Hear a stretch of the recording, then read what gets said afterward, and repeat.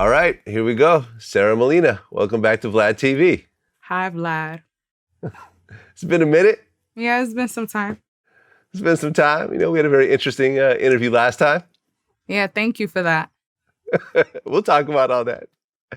But let's go ahead and get caught up in terms of what's happened since last time. Well, first of all, I had read on TMZ that you went to Colombia to get a bunch of plastic surgery, I guess? A bunch? What's a bunch? Well, like a mommy makeover. Isn't that considered a bunch? Oh, I just did a little bit of lipo, added the fat to some places, and that was it. Okay. To one place. I didn't do breasts. I didn't do nothing crazy. Okay. When I hear Besides mommy get makeover, surgery. I assume it's like everything.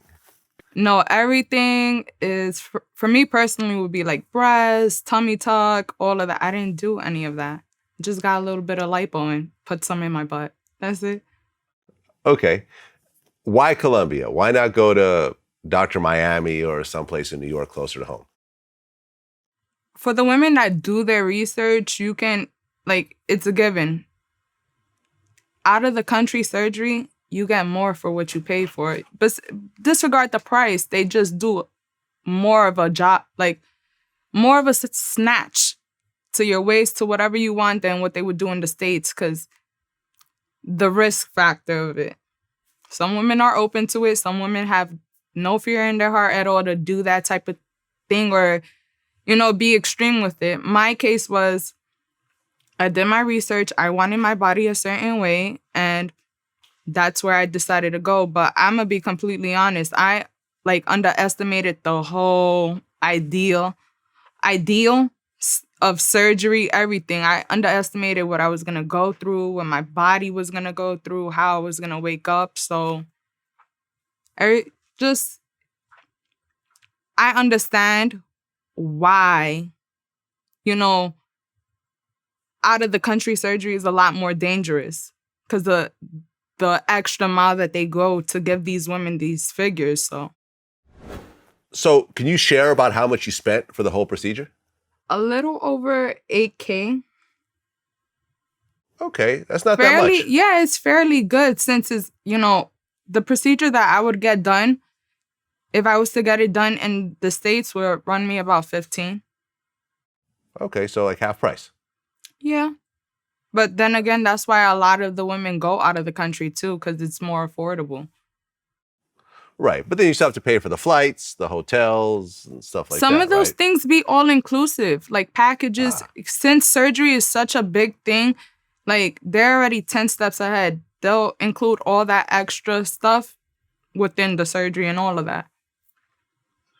Okay, and one of the procedures that you got done, was it a BBL? Yeah. Okay, which is short for Brazilian butt lift. Now, based on articles I've seen, it says that this is the most dangerous cosmetic surgery that you could get. Depending on how far, it depends on the person, really. How much work are they getting done? How far are they pushing the surgeons to get this look? It's not, in all cases, so dangerous. It is, any type of surgery is dangerous regardless, but it's just the extreme that these women want to go to have a big ass or a small waist. They're pushing these doctors, and these doctors don't want to turn away these women because they come out of the country, or it's a money thing, or they just genuinely want to give these women what they ask for, that they push these doctors to do something that's close to nearly impossible, that's going to risk their life. Right, and because you hear some extreme cases, like Kanye's mother died getting plastic surgery. I remember I interviewed Usher's ex-wife, and she went to Brazil, and she had a stroke in the middle of her surgery. Yeah. So these are serious procedures, and when you do go out of the country, it is cheaper, but it is a little more dangerous because you don't have the medical standards in Colombia that you may have in America. Just, it depends on the person as well. Usher's ex-wife is old. Of course, she's going to probably catch a stroke due to her age getting, surgery. It depends on the person and how their body reacts too. I'm not downplaying surgery at all, but like I said, everybody's body reacts differently. Some people wake up, some people don't, depending. And you can have the same dosage as the next girl of anesthesia and stuff like that. It depends on your body. Okay, so you go to Colombia, you get the procedure. When you wake up, how do you feel? I'm gonna be completely honest. Waking up for me, like those memories are still blurry because I was so high on whatever they gave me. So I was the last person to get surgery. When I went in initially, there's a whole bunch of girls coming out from surgery. So I'm seeing them all fucked up. I'm like, oh my God. And they look out of it. I stood in the same recovery home as Kimbella, and she went in. Me and her went the same month to get our surgeries. She went in ahead of me. So as I'm going in, she's coming out. And I'm seeing her. She's all bright-eyed. Like, she's, oh, hi. I'm like, yo, this bitch just got her body opened up. And she's saying hi to me. I'm walking in. Like, that's why I downplayed it. Because I'm seeing all these other girls who've had previous surgeries. This is my first time getting anything done. So I'm like, oh, they're good. This ain't going to be nothing too crazy. I woke up, I went into surgery maybe around like 3 o'clock. I didn't wake up out of that hospital room on a table or a bed until like 1 o'clock at night. They said that they had me heavily sedated and I wouldn't wake up. So when I did wake up, it's so blurry to me, but I woke up, all the lights in the rooms were off. I was completely in the dark. I was cold. And I didn't have my phone on me, so I'm yelling, get me my phone. Where's my phone? Somebody. I'm thinking they left me in the hospital by myself. And I left out the hospital maybe like 30 minutes after. And it was maybe like 1:45 in the morning that I was leaving the hospital on my way to the recovery home. Okay. So you go through the procedure, but from what I understand, there are some complications. Yeah, so before I had my surgery, my surgeon, he asked me, he was like, there's I have MS, and I didn't do much research before going to get the surgery on how it would affect my body. So he asked me, because he was privy to the fact that I had MS. I disclosed all of that with him. He was like, look, because of your MS, I don't know how this type of pain is going to affect your body. What we have is a pain pump, which basically I think is an IV, is a pump, like a little satchel that you walk around with, and they put the IV from the bag into your back, and whenever you feel like some intense pain, you'll pump it, and it'll pump like morphine, I think. So that completely gave me a MS flare-up. I had it for a day, and it brought down my blood levels. My iron was low.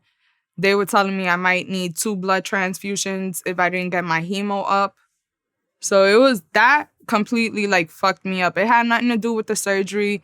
I want to disclose that because I had a good surgeon and I had a beautiful recovery home. All the nurses, it wasn't because of the surgery that complication happened. That I saw it all over World Star Latin and stuff like that, that I got botched up. That's not what happened. My body had an MS flare-up due to the pain pump that was in my lower back. Okay. I mean, was it really painful, though, coming out of that? To be honest, I regret going on the pain pump because I don't think it would have been as bad. I think that it triggered an MS flare-up, and my body was just so fucked up after that, like, besides the surgery, that had I not had that pain pump, I don't think it would have been bad because of that pain pump, I was throwing up. I wasn't able to eat. I was constipated. It was just so much stuff going on. I couldn't sleep. My body was on fire. It was just a lot. And I felt like it was because of the pain pump that happened. Oh, yeah. I mean, morphine, that's essentially the top of the ladder when it comes to heavy drugs. Like, they give that to people like in hospice, people that are dying and there's no other, chance of them recovering. It's like, here, have some morphine and just live out your final days high. Yeah. Yeah. So when they give you the morphine, that means there's nothing else that'll work. So yeah. So yeah, I was in all that pain off the pump afterwards too. They were scared to give me anything because of how my body reacted because of the morphine. All they were giving me was ibuprofen. Okay, which is over the counter. Yeah, like imagine getting hit by a car and all a doctor is giving you is ibuprofen. Okay. Well, how long ago was the operation? Like, what was the date? It was April 28th. Okay. May, June. So this is 2.5 months or so? Yeah. Okay, so how are you now? I'm good. You know, my body's still healing. My body's still not gonna look this way. I'm still swollen. I'm not fully healed, so it takes about 6 months to see like real results. So what was really the reason to get the plastic surgery? Why not? Okay. Did it because I wanted to. And there you go. And there you go. Was there any other... Okay, so this is your first time getting plastic surgery. Have you got any other work done of any sort? I had lip fillers once. That was it. Okay. Do you think you're done at this point? Or yeah. I'm content with how I look. Okay. And then what, in 6 months, that's when everything is done. I guess that's when you'll debut everything and so forth? Maybe. Okay. I just been low-key, at least trying to be. So, who knows? Maybe in 6 months, I still might not post. I feel you. Well, listen, if it makes you happy, you only have one body in this life. However you want to work it out, that is completely your choice. You know what I mean? So I'm glad you're okay. Because, like I said, I've heard some bad stories and so forth about this type of thing. Thank you. Well, last time we talked, Tekashi was still locked up and awaiting his trial. But since that time, he went through his trial. Mm-hmm. And I remember there was an article that basically said that they wanted to take your daughter to court as a prop. Do you know what I'm talking about? Yeah. Oh, yeah, that happened later on in the year. I spoke to you the beginning of the year. Yeah. So explain, what does that mean? Did he just want to have his daughter there to make it look like he's a good father and possibly help out with his trial? At that time, like I said, since the time he was locked up until that point, we had no communication. Like, make it so simple. We had no communication, and the one call that we did get after like a whole year was his mom saying that he's gonna get sentenced on Wednesday, and if she can see the baby. That's it. If she can have the baby go with them to court. And you said no? Of course. Okay, and why is that? Where was this call the beginning of the year or right after he got locked up? You know, like, that's where I'm going to leave it at. Okay. But, during this time, and you could tell what happened after he came out, and I remember having conversations with people about this, is that during this time, his album was still getting streamed and everything else like that. So his money, it's not like he was broke while he was locked up. He was making money. Was he financially helping out while he was locked up in terms of the baby? No. And why is that? I don't know. Maybe you should interview him and ask him. I don't know. Okay. Why not take him to court and get what you're rightfully supposed to get? I've tried to. This is the thing. When people hear me on the internet speak or whatever, the first thing they want to do is, go to child support. I have many of times. Like, I don't do this on the internet for fun, or sometimes I do get in my emotions and I do speak on things that most people don't care about, but I don't care. So it's just like, I've tried many of times. And if it was something that happened, I wouldn't be on the internet speaking about it, when someone wants to act like they know my life more than me. I've tried many of times, and anytime I've gone to follow up, I'm going to tell you how many times I filed for child support. Maybe 3 times I tried. 3. Okay, well, I guess the part that doesn't make sense to me is that it's not like Tekashi is some criminal who doesn't have any legal money and, you can't track down his net worth. I mean, he is a regular tax-paying citizen. He has record deals. I think, no, he's not just a regular tax-paying citizen. He is, he's government property. That's how I see him. I see him as government property. I see him as someone that's always going to be good no matter what type of trouble he gets into, at this point. So it's just like things like child support and stuff like that can easily get lost in the system or whatever at his benefit, I don't know how that works. I don't know how I can bring myself to a child support office 3 times and still get nowhere. Or they give me a stupid excuse, or they don't know where my case file went. It's just like, at this point, I know it's not them. Things happen, though. So you think it's some sort of government conspiracy where he's being protected? No, I just think that he's support? very good at dodging child support. That's just what it is. Okay, but I mean, like, I've gone through the legal system. I've gone through lawsuits on both sides. And when it comes to lawsuits and collecting your money, as long as the person has an income stream, you could actually attach what you owe to the person who pays him. So the record label that he's signed to, and that they're paying him money. So all you have to do is go to the record label. Listen, I've had Aaliyah Grange's number. I've had their numbers. I've still have their numbers. But like I said, I've tried to go about it a certain way, even went to the courts 3 times. It's always something. I mean, it sounds to me like if you get the right lawyer, they could just make it happen. I know as an individual, it's hard to deal. This is why we hire lawyers. We can't deal with all this legal stuff. I mean, there's too much for a person to deal with. But if you get the right lawyer, they know exactly how to navigate it. I mean, that's my suggestion, because it makes no sense. Okay, look, when it comes to, the romantic relationship did not work out, you guys went your separate ways. If he makes a bunch of money, he doesn't owe you anything. But when it comes to children, that's a whole different thing. Like, even when couples get divorced and they have a prenup, that prenup never applies to child support, right? That's just not legal, right? A child based on the father's income, that child deserves a certain amount of money to match the lifestyle of the father. And I really hate shit like this when it happens, where it's like, especially someone who's got money, I can imagine if you're just broke and you got 10 children, you don't have enough to go around. Okay, I get it. But when you actually have money and you're showing off your jewelry and your Lamborghinis and your Ferraris and all that, and you're not giving your firstborn anything, to me, it's just kind of disgusting.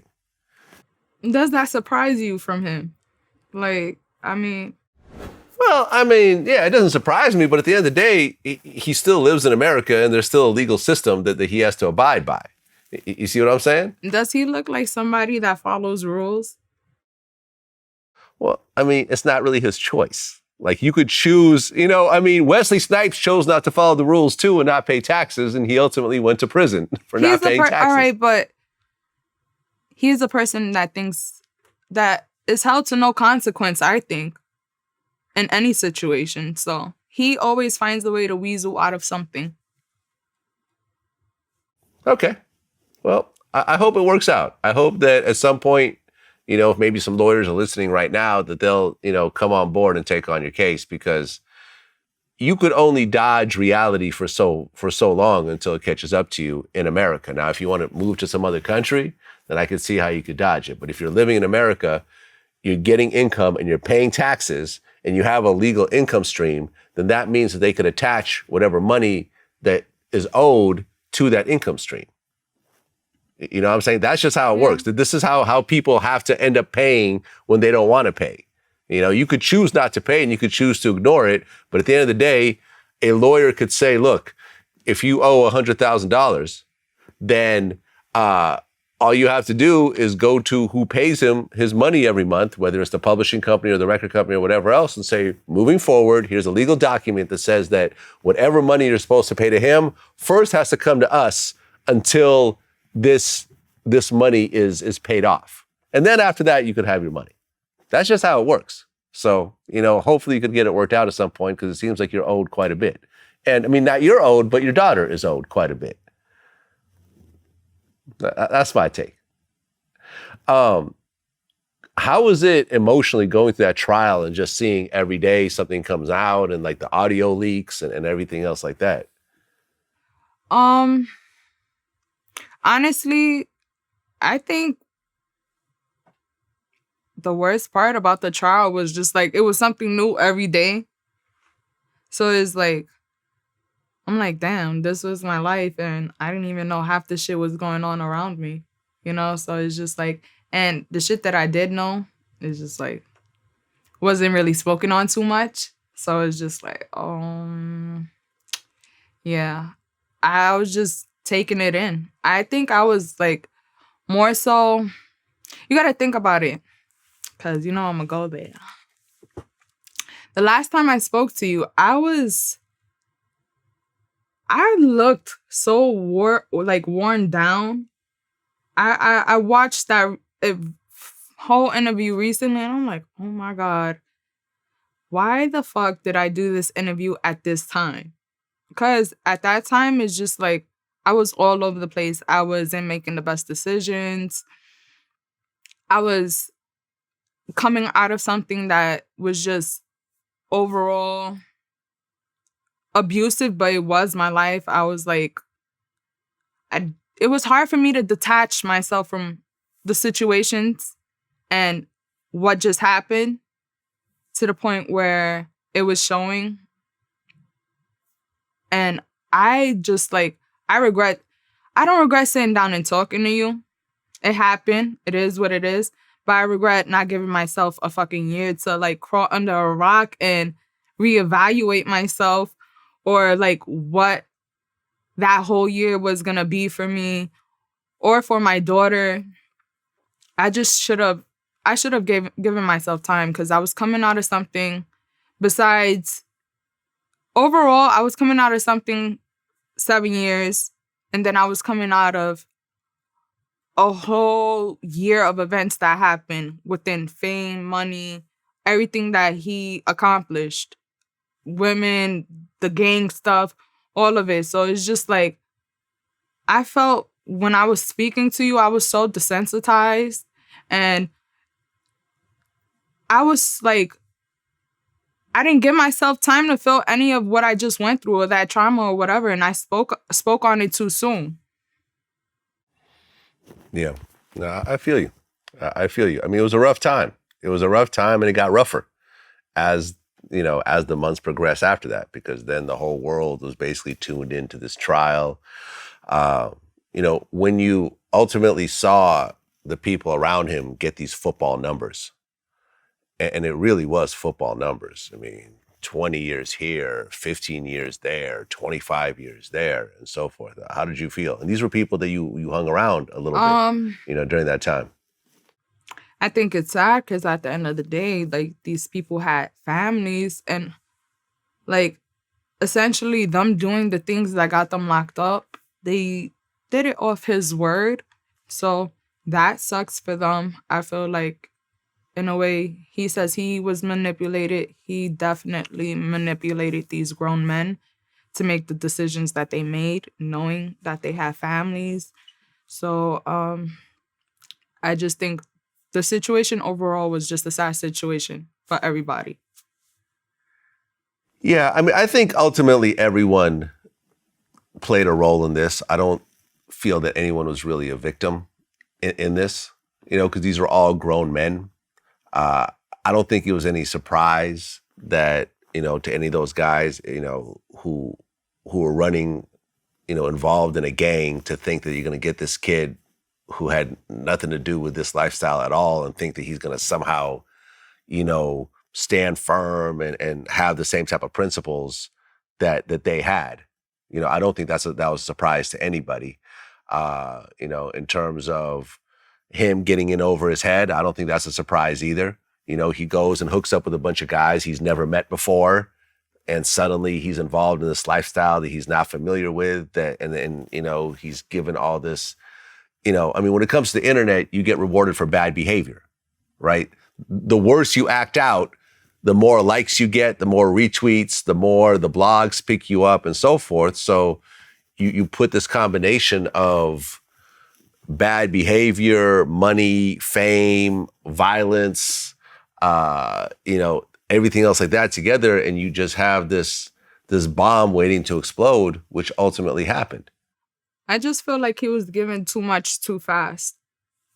Like, when he did start getting fame, he started getting money, notoriety, status, in a sense, in his head, power. Like, it was just too much. How did you feel when Shadi got sentenced? I mean, I felt sad for all of them. Like, at the end of the day, like I said, I felt sad for Crippy. He got shot like 3 times because of Danny. He has a shit bag, It's just like, the men, there were very few men that were around us, and I think at least I've been around 3 of them that got sentenced. So it's just like, even the ones I didn't know, I feel sorry for them. I've either heard of them in passing, met them once, and they always made me feel like they had his best interests, like they were going to protect him. So, I mean, it's just a sad situation. What was the situation over Crippy getting shot? I think it was the situation at Philippe's, the shooting. Oh. Yeah. Oh, at Philippe Chow's. Oh, so he got shot. Okay, so over that altercation, Crippy got shot 3 times, and now he has a shit bag. Yeah. Damn. Damn. So it's just like, everybody got the shit end of the stick regardless. So even if you were there for like seconds, there were people that were getting sentenced, at least that I've only seen him around maybe one time, like Kuda, or a few times like aside from the music, it's just like, I've only had Kuda probably in the house like one time, so I don't know where they were naming different situations, that they did different things on that indictment. I don't care to get into it. That was my mistake last time. Yeah. Now, I feel you. Okay, so then the trial happens, everyone gets sentenced, and then he gets out.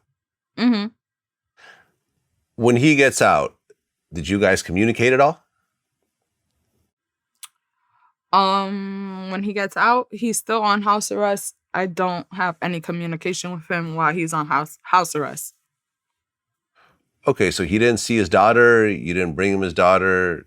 He came a day after he was released off a house arrest, and saw her one time, maybe twice.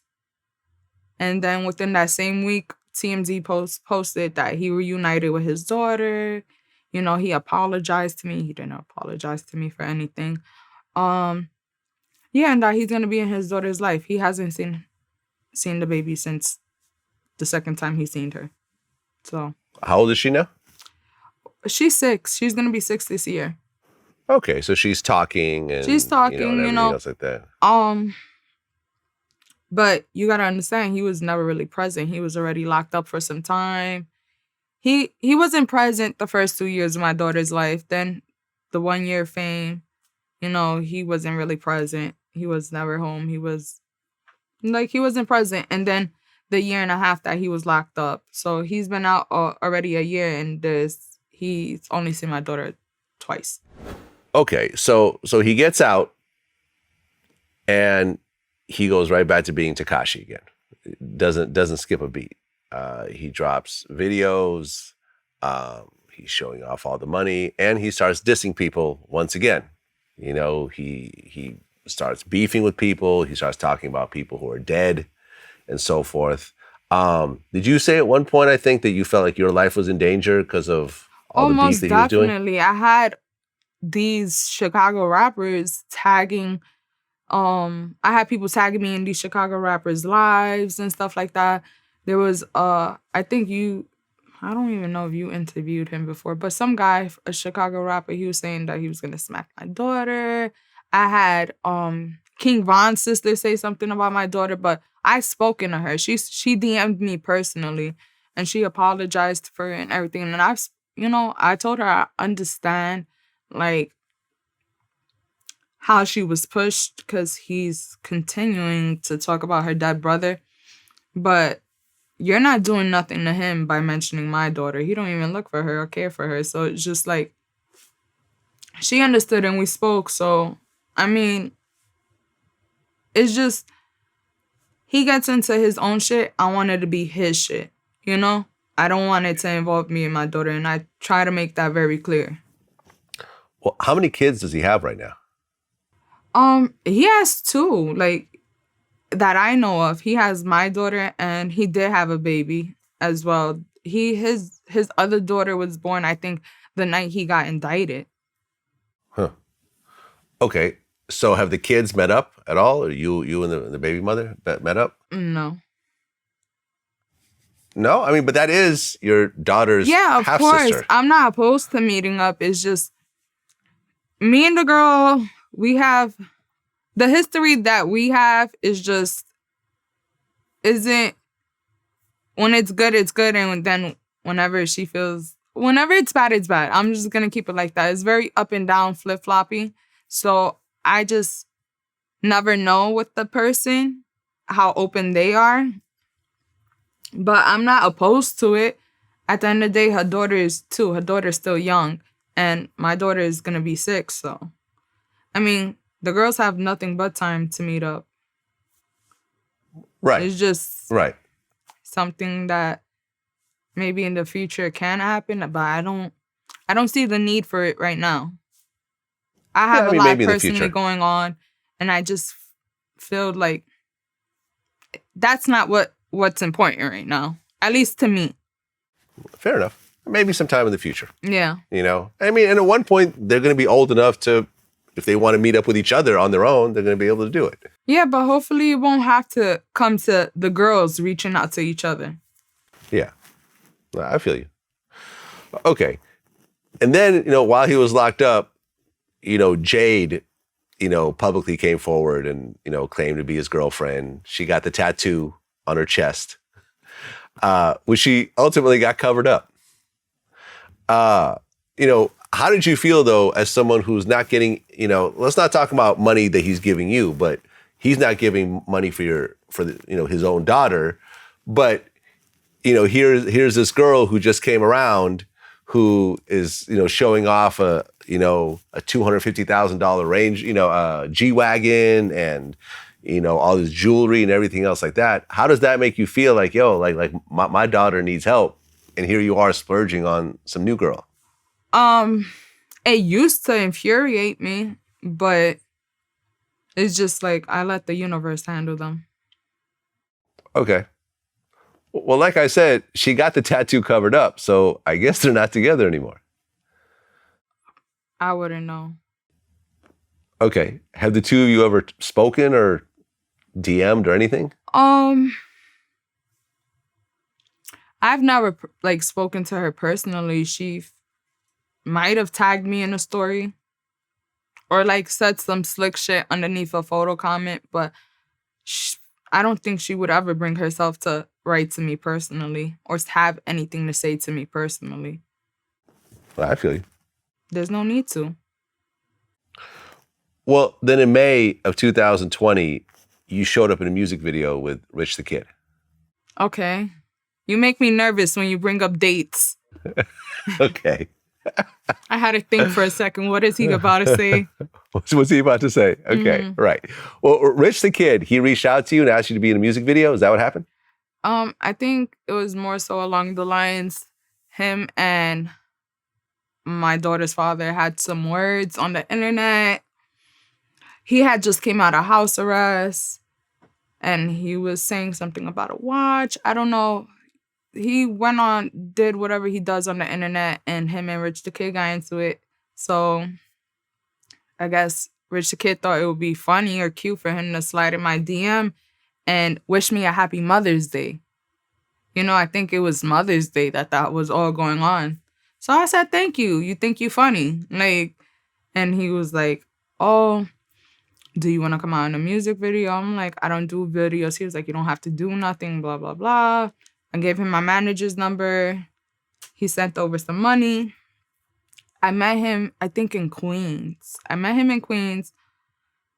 And we just like, I got into the Lambo. It was just some scenes me walking into the car and then walking out, and then one scene of me in the car.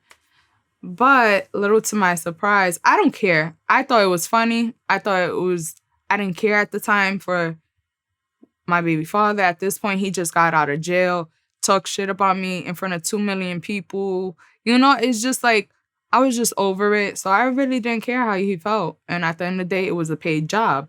So I did it. And Rich the Kid had his security, I guess, take a picture of me coming out the car. And that's what was posted. So then people ran with it. And I think he posted something. And I think I don't know if his wife or his fiance, I don't know what they are right now. I don't know if she felt some type of way because he deleted everything and he said something and he posted, long story short, he ended up later on that day posting nothing but his baby mama or his fiance. And then he wore a shirt that says she's for the streets because then later on Future jumped in to the conversation. So right. I'm like, bro, like, you just in hot water now with your baby mama for having me in your video, and probably she feels embarrassed on that you're posting me on your shit on the Shade Room trying to be funny to get back at him. Like, at the end of the day, we're all adults, and I get, like, it's the internet, but certain shit is still corny, you know? No matter whether it's in real life or on the internet. So it just turned into one of those situations. I don't know where the fuck Future came from. Like, you're fucking Future. Like, you shouldn't even be in this conversation. Why are you involving yourself? Like, it's actually really disappointing. You know that you of all people want to be in the fucking cheeseman, like the gossip. Like, I was just thrown completely off.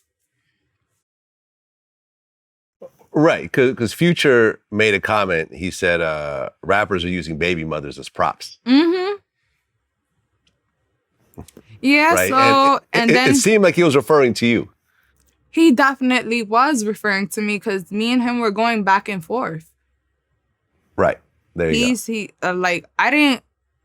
That's not what I wanted to do. Like, it wasn't, I'm going to go tit for tat with him. But it's just...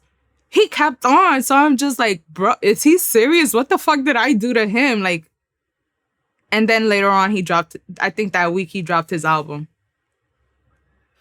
Right. He was posted for a few days on the Shade Room, going back and forth with me, and then it's just like, leave me alone. I don't know you guys personally. I don't know why you think it's fun to get at my daughter's father by getting at me, like saying some slick shit to me or trying to be funny. Literally it will save you guys so much more time because it literally has no effect on him. I mean, if anyone should not be speaking about relationships or baby mothers, it is Future. I said, like... I mean, Future is the poster child of... And I've said that. When me and him were going back and forth, I'm like, you know, you're here saying I'm for the streets. At the time, he was cuffing Lori Harvey hard. I'm like, bro, like, she dated Diddy's son. Like, the chick you're wifing is, like, labeled streets. Like, why are you coming at me? Like, I didn't do nothing to you. Mind your business. So. I mean, yeah. I mean, Future has 6 kids by 6 different women. 6 mm-hmm. and 6. None of which that he's with. Let's just put that out there also. It's not like, okay, you know, these 5, I was still working it out, but, you know, with the 6th one, you know, we're married and we're happily in a relationship. He's with none of them. In fact, I believe that the latest one, he refused to take a paternity test. Yeah. Right. So she got together with one of his other baby mothers and they had a DNA test with their kids to prove that he's the father. You know what I'm talking about? Yeah. Another one that he rejects, because he be rejecting kids too out here. Right. Right. I mean, I've interviewed Future before. It's been a while, but I'm just saying, like, if anyone needs to be quiet about this, it's probably Future. I just let it blow with the wind at this point. I feel like anybody will say anything on the internet just to get posted, so. Yeah. You know, because there was really, like, a lot of talk before Tekashi got out. And it was like, okay, can a rapper really be successful with the whole snitch, you know, persona and the whole, you know, snitch tag and everything else like that. But when Tekashi got out, he actually embraced the whole snitching thing. I mean, the first video, his head turns into a big mouse head. His album was called Tattletales. You know, he's actually like embracing the snitching thing. That's weird. I wouldn't know anything about that. So, I mean, I wouldn't. That's different. I don't know. I mean, you've seen it, though. You know what I'm talking about. Yeah, it's hard not to see it when everybody's posting it, when he's doing it, so. You know, one of the things that he's really held on to was that you and Shadi were in some type of relationship. And I think he even said that after the fact, after he got out. Mm-hmm. What is your take on that? He's going to drive himself crazy. Like, if that's what he still believes in his head, I mean, God bless his soul. Like, at this, he's literally going to hold on to that to the day he dies in his head. I don't know what other piece to give him. He just wants to stick with what he has, so. Do you think that he really believes it, or do you think, oh, I'm going to use this as an excuse both for telling on everyone? Both. You know, when a person lies so much and they start to believe what they're saying, and it makes all the sense in the world to them and how they put it together and how they're telling it to people and stuff like that, yeah. Well, right, because it's a lot easier to say that than to say, listen. I just didn't want to do the time and I was scared. Yeah. I don't want to be in prison. Because I'm sorry, I just don't want to be in prison. Over. Like, but so if I could tell on a bunch of people not to be in prison, then I'll just go ahead and tell on them. You know, because I just don't want to be in prison. Just like everyone else doesn't want to be in prison. So there you go. They offered me a deal to tell on everyone. I went above and beyond. He wasn't going to let go of everything. Yeah. Yeah, I mean, pretty much. And it's like, okay, just self-preservation really is probably how he looks at it. Like, okay, I just don't want to be locked up. So they're giving me this out and everyone else is not really cooperating. So I'm going to be the main cooperator and I will tell them everything I know. And, you know, I've spoken to lawyers about this. He is not your typical, witness. He's like an exemplary. When he went above and beyond, he told them things that they weren't even asking. Additional shit, yeah. Yeah, he gave him he put other people in the mix. Trippie Redd got thrown into the testimony. You mentioned Cardi, Jim. Jim Jones got thrown in. Like, it was just like they weren't even asking about these people. And it's like, oh, okay, by the way, let me give you some more information. I mean, listen, it is what it is at this point. Now, his ex-bodyguard, Shadow, ended up passing away. Yeah. And you guys were somewhat close? Yeah, I was close to Shadow. Okay.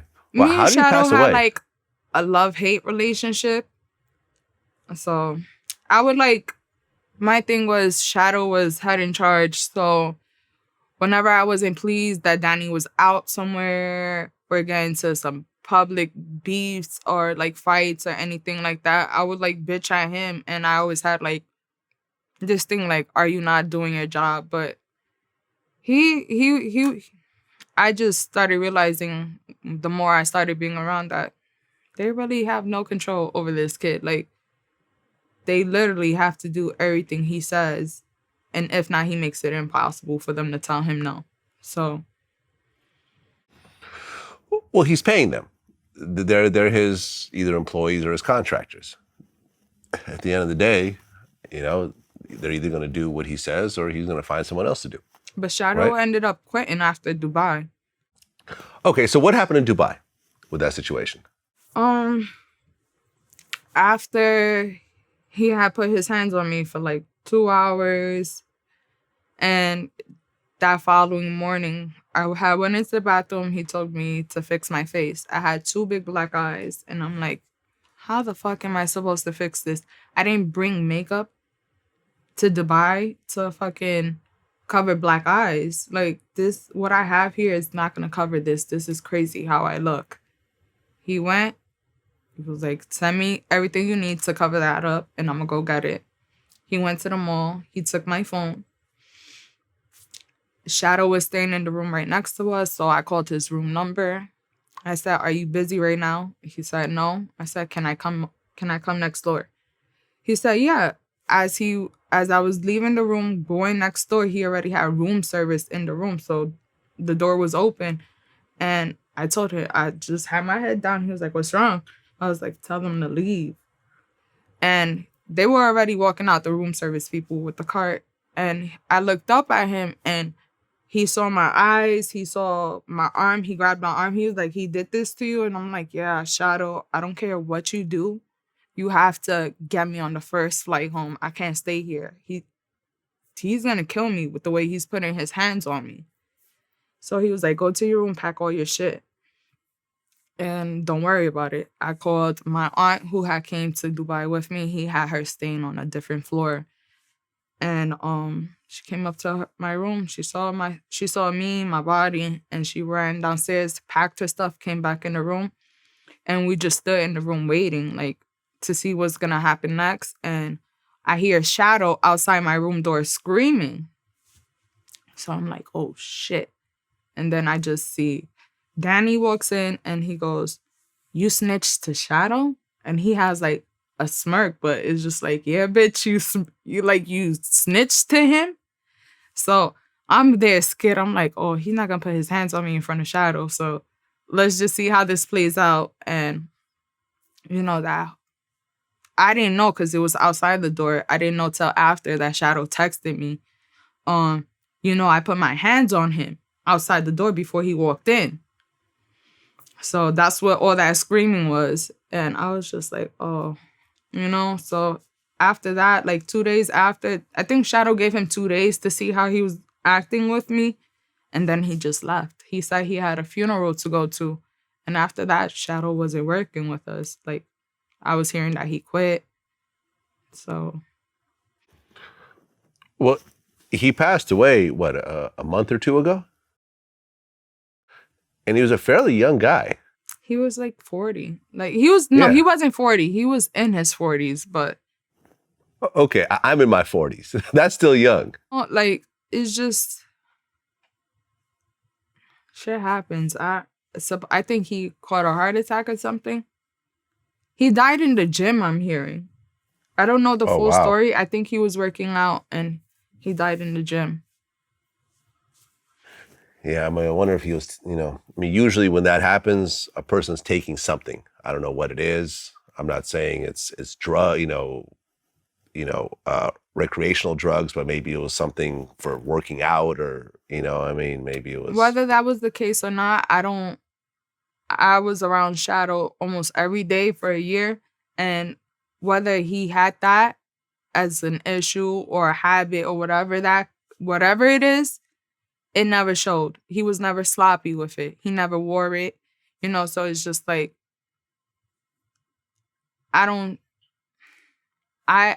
still regardless has no effect on how I saw him and still see him as a person and, what he was and what he did for me. So. How did you feel when you heard the news? Oh, I was incredibly sad. I was more so in shock. He just got married and had a baby. Oh, wow. Yeah, his son isn't even a year old. So that's why it was just like, wow. He seemed happy where he was at in life, So I just felt like I felt like he was robbed. It's just like, it felt like you were getting your whole life together. He had his business. He had, the Shadow Group, his security company. He had all of that. But as far as his home life, you saw it really coming together and flourishing because he had got married. You saw a lot of his personal life on social media as well. He always posted his wife. He always posted his kids. Yeah, sad. I mean, rest in peace. I never got to meet him, but I definitely heard about him. Because he wasn't just doing security for Tekashi; he was doing security for a bunch of people. Yeah, yeah, for everybody. Yeah, yeah. I never booked him myself, but yeah, I heard about the guy. Sad. I mean, to die so young, especially after having a new kid. And was that his first child? No, that was his fourth. I think that was his fourth kid, but it was just all his kids are older. They're like teenagers, so this was his first baby in a while. Yeah. Sad. Okay. Well, I remember there was an article that I guess you were dating someone, but you felt that they were in a relationship with you for the clout. Mm-hmm. You know what I'm talking about? I don't think it was an article. It was an Adam 22 interview. Okay, there you go. So there was a mention of it. So what was that about exactly? I just felt like a person I was dealing with prior, like everything that was going around more so than how they liked me. So it's just like, or they weren't being so honest and forthcoming with their intentions with certain things. So it's just like, it was more so on the clout chasing side. So I just separated myself. Okay. How long did that relationship last? 6 months. Okay. So, I mean, that's kind of a while, that's enough time to get to know each other. But ultimately, do you want like a serious relationship? Do you want to have more kids? Do you want to get married? I'm not thinking that far ahead. I'm just focusing on what I have going on right now. So I would stress myself out thinking about those type of things. More kids, marriage, all that extra shit. I'm just focused on my present, what I have going on now, what I'm working on now, the relationships that I have now. So it's just like friendships, all of that is just, that's what I'm focused on currently in my life at this point in time now. Right. And you, in terms of things you're working on, you have a CBD line. Yes, I'm working on, like I told you, I went through that whole ordeal with the fucking surgery. I was, like I said, imagine getting hit by a car and all the doctors giving you is ibuprofen. What the fuck is that gonna do for my body? My body is aching. It feels like someone took a pillowcase full of soap, just beat me over and over repeatedly on some of the most sensitive spots on my body. So it's just like I got into a lot of creams and stuff like that. So one cream that whenever I would do my massages, it was CBD infused. So I'm like, I asked the woman, I'm like, where do you guys sell this? It was in Colombia. She told me some market. I started like looking into it because at this point, this is all I wanted, them to rub on my body for the massages because I felt like it helped me a lot. And it was because of the CBD extracts that were in the lotion as well. So I started going, when I came back home, I told Tashia, my manager, I was like, first thing I want to do when I get back is I know they're not going to have this cream over here. I'm going to have to order it and have it shipped to me. I want to work on doing something similar, but I want it to be full CBD. I don't want it to be arnica infused with CBD or anything. It's a full CBD cream. So she said, let me get on it. We start working. I started reaching out to different companies. I had a company reach out to me and I started collabing with them. I have gummies. I have lip balm. I have the serums, the oils, the mouth drops. What am I working on right now? I also have a edge control line coming out too. So, I thought that one is going to be more for the girls, the females, and it's going to be all ages. So you can even use it on your daughters, your son's hair, if you're braiding. So I'm excited to see how that takes off because a lot of people like how I do my edges. So I wanted to come out with that first, but I didn't think I was going to get surgery. So I ended up getting the surgery and coming out with the CBD first. Well, I mean, you have a following, because of everything you went through and the drama. I mean, the one thing that did, the good side effect is that a lot of people knew about you. You have a following, you have a social media platform, and now you can actually use that to create products and sell them and, and so forth. Yeah, it ain't all bad. Yeah. Well, I remember I watched the interview you did with Adam 22 on No Jumper, and you said that you actually regretted doing the interview with VladTV. So why did you regret it? I regretted it because at the time I was probably my most vulnerable. Like I said, I was coming out of a relationship that I was abused mentally, physically, emotionally. I was having all these things come out during the case that, like I said, this was my life and I didn't know all these things were like going on around me. I was still in shock. I was hurt. It was a lot of things that, like I said, I wish I would have given myself more time before I did that interview because I didn't essentially have the best people around me to tell me, oh, maybe you shouldn't do that, or maybe you shouldn't say that. Maybe you shouldn't pick up that fucking stack of papers on the floor so suspiciously sitting right next to you. Like, nobody was around to tell me that type of shit, because if they were, that would have not happened. But like I said, it is what it is. Well, I mean, those stack of papers essentially was the first time that the world found out that Tekashi was cooperating. Yes, but I wish I would have, let me rephrase it. I wish I would have never read that stack of papers talking to you. You can't be mad when people are calling you the feds and you have an indictment on the floor. You have me in a room that's all white that looks like an interrogating room. Like, it was just bad. Like, I really regretted it because I felt like I caught a lot of backlash. Oh, how could she read that indictment? She's the worst baby mother ever. But they're not considering the fact that, like I said, I wasn't in the right space mentally, emotionally. I didn't make the best decisions, and I didn't have the right people around me, to let me know it's okay to say, no, I can't read that paper, and I didn't know what exactly on that indictment you was gonna have me read. I thought it might have been the domestic violence or something, so it's just like, because he did plead guilty to that, and it was on the indictment. Well, the way I look at it, and everyone's going to view it, differently, is that, in terms of the backlash that you got, you can't really be mad at the truth.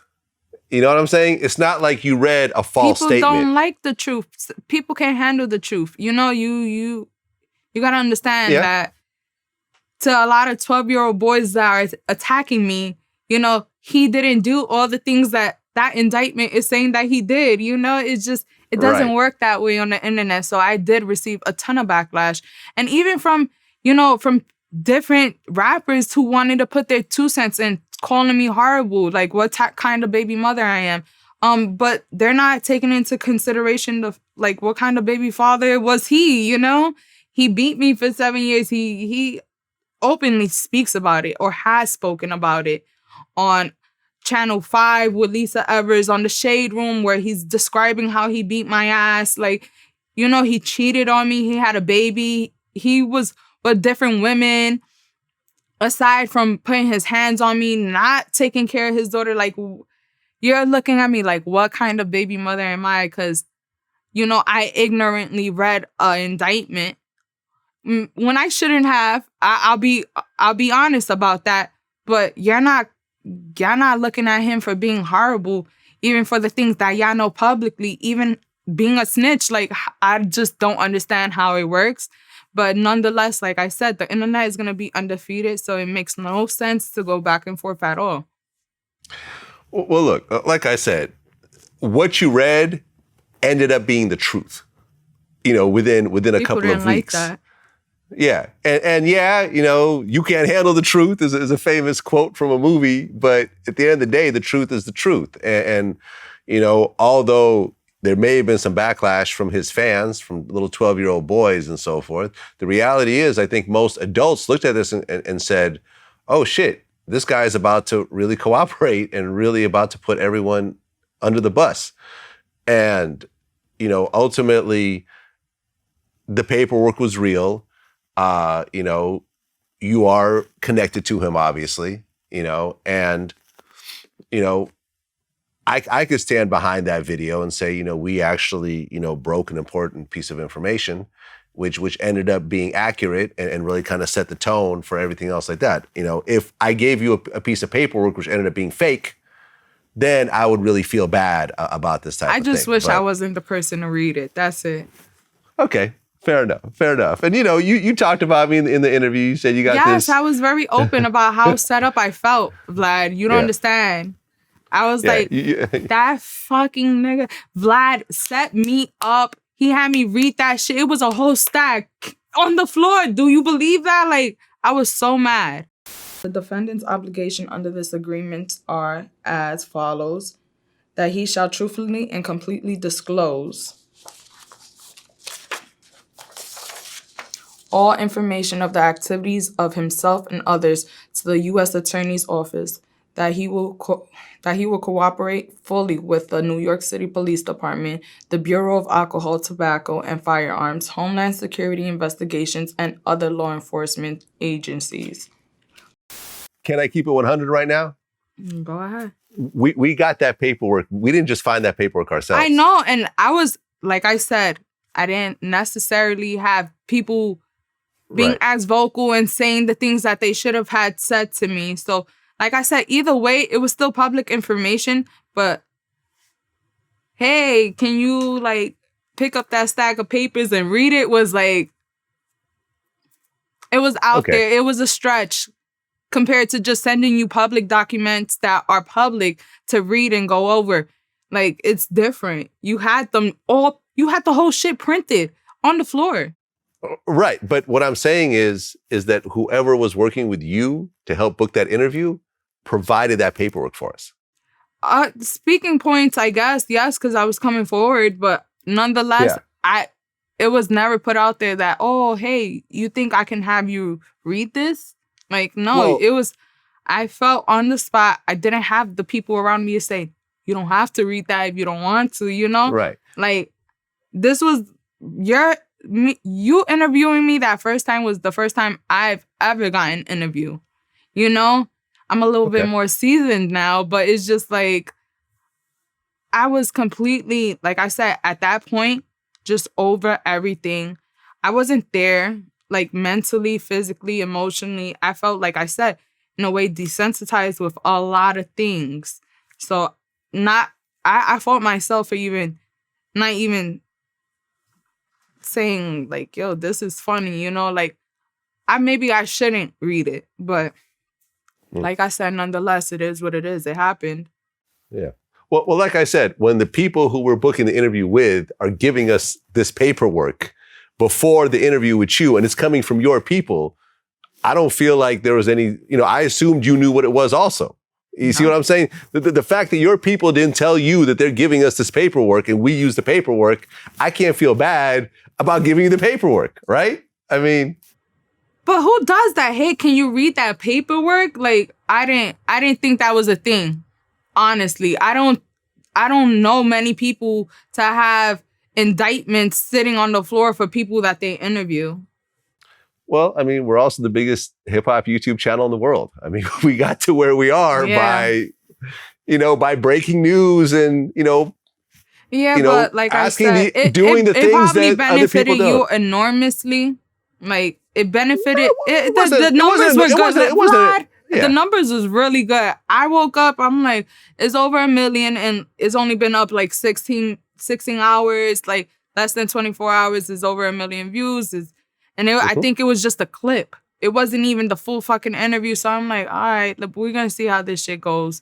And then after that interview, that's when I started realizing, oh yeah, I fucked myself. Like, I read that.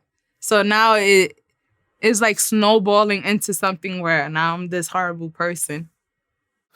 Well, I don't think you're a horrible person. I don't think so either. I don't care. I wasn't trying to make you look like a horrible person. Like I said, we were providing this information from your people, and I felt like, okay, it'd be powerful to actually have her actually read it, because I would assume that you already knew what it was because it came from. No, it didn't translate. Okay, well, way. I mean, I can see where things got mixed up a little bit. You know what I mean? But at the end of the day, it ended up being the truth. And no matter what you do, good or bad, people are going to attack you for it. This is just the nature of the internet. But at that time, I didn't know. So you could tell me that now and I'll understand it completely. I'll get, like, if I was to read that paperwork now with where I'm at, I would get why people are saying what they're saying. at that time, I'm like, I'm not understanding why they're mad at me. He told me to read it. I didn't think it was anything bad. I'm like, damn. I fucked up. It's all good. It's all good. But here you are back again. So clearly, you weren't that mad at me. Or maybe you are. I don't know. I don't know. It's still up in the air. It's still up in the air. The jury's still out. Yeah. No pun intended. Well, Sara, listen, you went through a lot and, you're still having to go through it, unfortunately, but it seems like you're a very strong person. It seems like you're using some of the lemons in your life to make lemonade. You're starting your own businesses. You're taking control of your body, and if, you're going and doing what makes you happy, ultimately. Because it doesn't seem like you're doing this for a man. It seems like you're doing this for yourself. Yeah. Which I think is the important part. You have a beautiful daughter, and, it seems like you're a great mother, and you have someone who loves you unconditionally. And, I think at some point, based on what I know about the legal system, I think that Tekashi's going to have to pay all the back child support. Of course he is. But like I said, I let the universe handle them and I don't speak too much. So that's right. The universe will eventually handle it. And, that'll help her life out, in terms of her schooling and everything else like that. And her quality of living, because it should be at the same level that he's living his life. I mean, that's the whole point of child support, is that if you're a millionaire, your kids shouldn't be living in a shack somewhere. They should have a similar type of lifestyle that you have, which I think is completely fair.